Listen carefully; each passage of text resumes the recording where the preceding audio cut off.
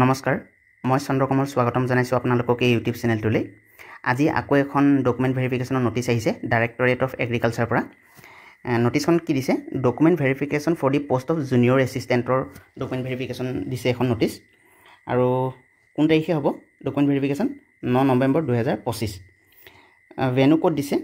playground within the agriculture campus Krishi Bhawan directorate of agriculture Assam Khanapara সময় দিছে আপোনাৰ 10 বজাৰ পৰা 4 বজালৈ আৰু কৈছে কি the candidates are requested to bring the original documents লৈ আহিব লাগিব আৰু লগতে সেই original documents ৰ xerox copy লাগিব with self attested ঠিক আছে আৰু documents কি লাগিব বুলি কৈছে date of birth age as per SSLC বা class 10 admit card certificates educational certificate as per requirement for the post computer certificate কথা কৈছে employment exchange registration certificate হেখন লাগিব কাষ্ট সাৰ্টিফিকেট যদি হে কাষ্ট আছিল আপোনালোকৰ কাষ্ট এপ্লাই কৰি পিনে আপোনালোকে ফৰ্ম ফিল আপ কৰিছিল কাষ্টৰ থ্ৰুদি সাৰ্টিফিকেট অফ এক্স সাৰ্ভিসমেন যদি আপোনালোকে এই সাৰ্টিফিকেট দি ফৰ্ম ফিল আপ কৰিছিল তেতিয়া হেখন সাৰ্টিফিকেট লাগিব আৰু ডিসেবিলিটি সাৰ্টিফিকেট যদি আপোনালোক কোনবা যে পিডব্লিউডি ক্যান্ডিডেট আছে তেওঁলোকে যদি পিডব্লিউডি সাৰ্টিফিকেট দি ফৰ্ম ফিল আপ কৰিছিল তেতিয়া পিডব্লিউডি সাৰ্টিফিকেটখন লাগিব ইয়াত কি লিখিছে the list of provisionally selected candidates may be downloaded from the following QR code আপোনালোকে এটা কাম কৰিব ডাইৰেক্টৰেট অফ এগ্ৰিকালচাৰ সাৰ্চ কৰিব গুগলত তাতে আপোনালোকে নোটিফিকেশন যেটো আছে নোটিফিকেশনত ক্লিক কৰিলে আপোনালোকে গোটেই নোটিছখন আৰু ক্যান্ডিডেট লিষ্টখন পাব তাৰপৰা ডাউনলোড কৰি ল'ব পাৰিব এতিয়া নেক্সট আৰু আছে তেওঁলোকৰ ফালৰ পৰা নেক্সট আছে আপোনাৰ এগ্ৰিকালচাৰ এক্সটেনশন এছিষ্টেণ্টৰ কাৰণে আহিছে এটো ডকুমেন্ট ভেৰিফিকেশন হ'ব এটো ডেট দিছে আপোনাৰ 8 and 9 নৱেম্বৰ 2025 দিছে ভেনু সেম আছে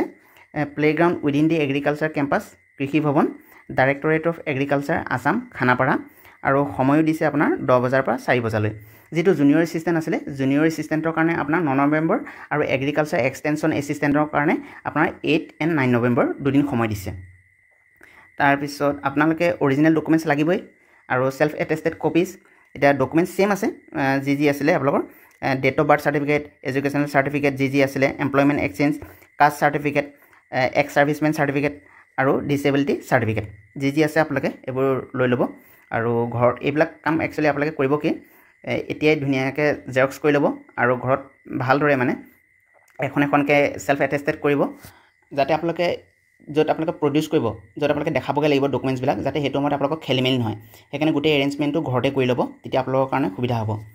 নেক্সট আকৌ আপোনাৰ এখন নোটিছ আছে এইখন আপোনাৰ গ্ৰেড 4 এমপ্লয়ি কাৰণে grade 4 MTS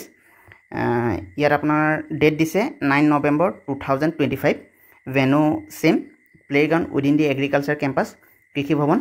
directorate of agriculture Assam Khanapara আৰু সময় 10 বজাৰ পৰা 4 বজালৈ ইয়াতো আপোনাৰ সেম অৰিজিনাল ডকুমেন্টছৰ লগত সেলফ এটেষ্টেড কপিজ লাগিব ইয়াত ডকুমেন্টছ কি দিছে employment exchange registration certificate age proof admit card of SSLC exam birth certificate marksheet and pass certificate of read up to class 8 SSLC বা high secondary HSSLC additional qualification if any SC ST OBC MOBC caste tea tribes and Adivasi community PWD certificate if applicable এইখিনি যিমানখিনি আছে আপোনালোকৰ ডকুমেন্ট সব লৈ ল'ব ex servicemen certificate আৰু photo identity proof PAN card বা পাছপোৰ্ট বা voter ID card driving licence Aadhaar card যিকোনো হলে হৈ যাব এইখিনি গোটেইখিনি জেৰক্স লাগিব আৰু উইথ সেলফ এটেষ্টেড আৰু লগতে অৰিজিনাল ডকুমেন্টছো লৈ যাব আপোনালোকে কি কৰিব ডাইৰেক্টৰেট অফ এগ্ৰিকালচাৰ গুগলত সাৰ্চ কৰিব তাত নোটিফিকেশনলৈ গৈ আপোনালোকে ক্যান্ডিডেট লিষ্ট আৰু এই নোটিছখন ডাউনলোড কৰিব পাৰিব আজিলে ভিডিওটো ইমানেই আছিল নেক্সট জি নোটিফিকেশন আহিব মই আপোনালোকক ইয়াতে আপডেট দিম হেহে আপোনালোকে চেনেলটো সাবস্ক্ৰাইব কৰিব ধন্যবাদ